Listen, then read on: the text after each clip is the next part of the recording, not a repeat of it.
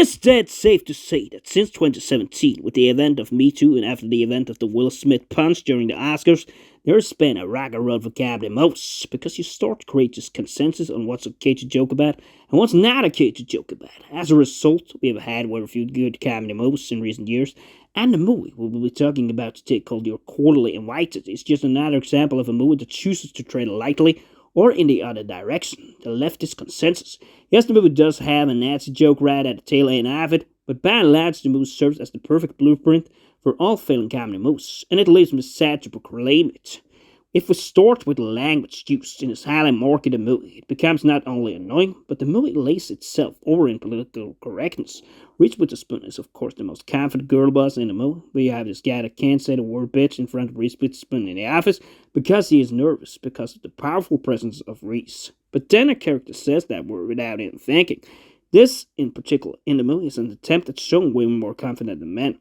The second example is when Will Ferrell gets called out for using the word lady, and is reprimanded by his daughter as she is calling that sexist, which shows how hopeless the movie is in that moment.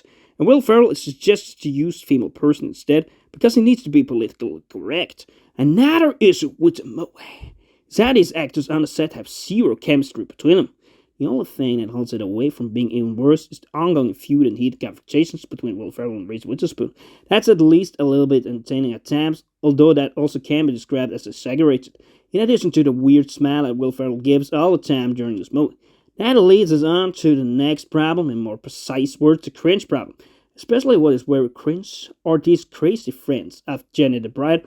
Will Ferrell has to break through their wall as they, in a very awkward, ridiculous, and childish way, tries to stop him from talking to his daughter when he has done those mistakes. For example, lying to her about a partner who thinks has kissed another girl because he heard it from the Reese Witherspoon character.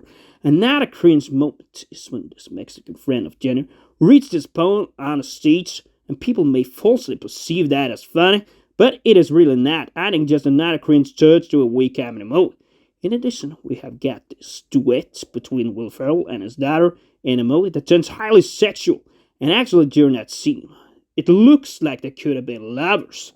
The problems with the movie do not stop there, however, and a further problem with the movie is how we see this weak act from Will Ferrell. It seems like, especially in this movie, that he has let his political turn of views affect his acting. As we originally know, Will Ferrell has transcended more and more to the left, and to a way of female empowerment, making this movie no strange choice at all, of course. Nonetheless, he still has his moments in that crazy alligator scene, and when he fakes a heart attack, or additionally, when he makes a guy ruin the dock with a boat. Despite his then slightly ability to be funny in some moments during the movie, Will Ferrell is non-stop emotional and left-wing fueled in the story. You see that so clearly during this movie. And for me, then it shows he can't break out of his political views, even during a movie. Additionally, in this role, he is about 3 times as emotional as when he played the alcoholic in Everything Must Go, and it just adds to this cringe narrative of the story. Of course, it leaves us with a performance that is miles of his best form as shown in Step Brothers or in The House. Lastly, as the story turns to an end, you also see the story being very predictable, where everything changes from better to worse, and from worse to better. From a feud to a friendship, from hate to love. Naturally, of course, you have seen his endings before, but that doesn't just change the fact that the ending is dead predictable when everything turns out fine in the end. And even the Will Ferrell character and the Reese Witherspoon character, which initially hate each other, ends up together, just like in Just Go With It from 2011, and just like in Anyone But You from 2023.